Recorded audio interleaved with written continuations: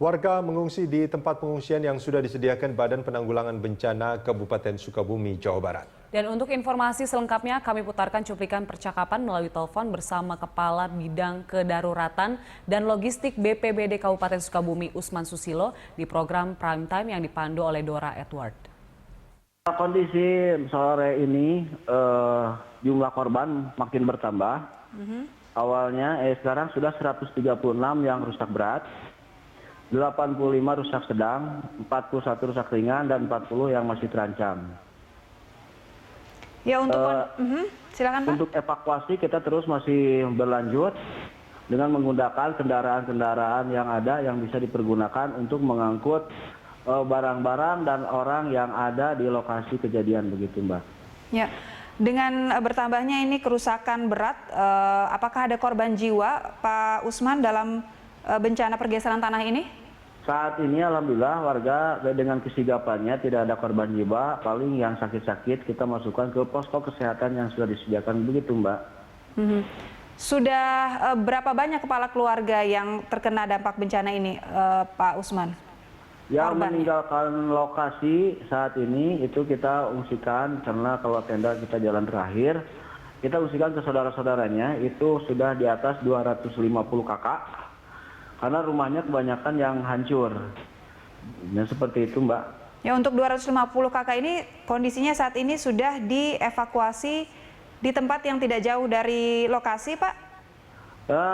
Warga dievakuasi sesuai dengan keinginan warga itu sendiri. Ada yang di anaknya, di saudaranya, kira-kiranya yang sudah aman, tidak ada di daerah lokasi kejadian, seperti itu Mbak. Pak Usman, ini sebenarnya penyebabnya apa sih Pak? Pergeseran tanah yang terjadi akhirnya mengakibatkan kerusakan berat di rumah-rumah warga ini, Pak Usman? Kejadiannya, pemicunya adalah hujan. Kedua, itu terjadi longsoran yang cukup besar, karena itu gunung yang longsor, menimpa ke sawah, ngedorong tanah sawah menjadi dicampur dengan air di bawah kosong, jadi retak beberapa kedusunan, begitu Mbak. Pak Usman, keretakan yang terjadi ini yang pertama kalinya begitu Pak? Kejadian ini kalau di desa ini mungkin yang pertama, tapi untuk satu kecamatan ini kejadian yang ketiga kali yang saya ketahui. Dulu pernah kejadian tahun 2007, kedua pernah kejadian tahun 2012, tapi sekarang tahun 2016, tapi wilayahnya atau lokasinya berbeda-beda. Begitu Mbak. Kejadian di 2007 dengan 2016 ini jauh lebih parah dibandingkan yang mana, Pak Usman? Yang paling parah sekarang.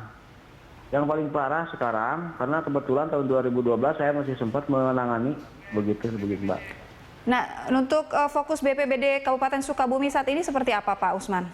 Fokus BPBD yang pertama kita terus data berjalan terus karena ini dinamis, keduanya mengevakuasi, ketiganya kita menyediakan untuk lokasi-lokasi pengungsian apabila tidak ada saudaranya.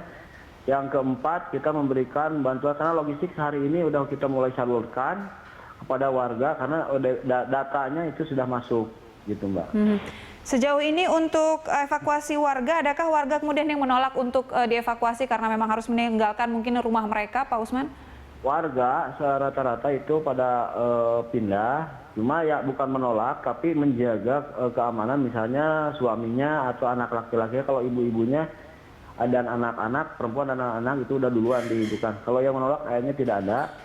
Karena apa? Dia juga melihat kondisi yang cukup membahayakan, begitu Mbak.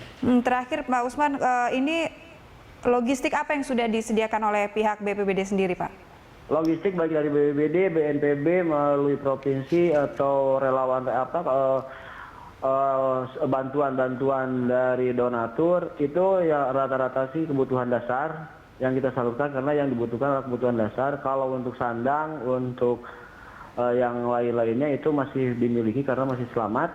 Tapi kalau pangan itu mungkin karena kesulitan dia tidak bisa mencari makanan gitu dan tidak bisa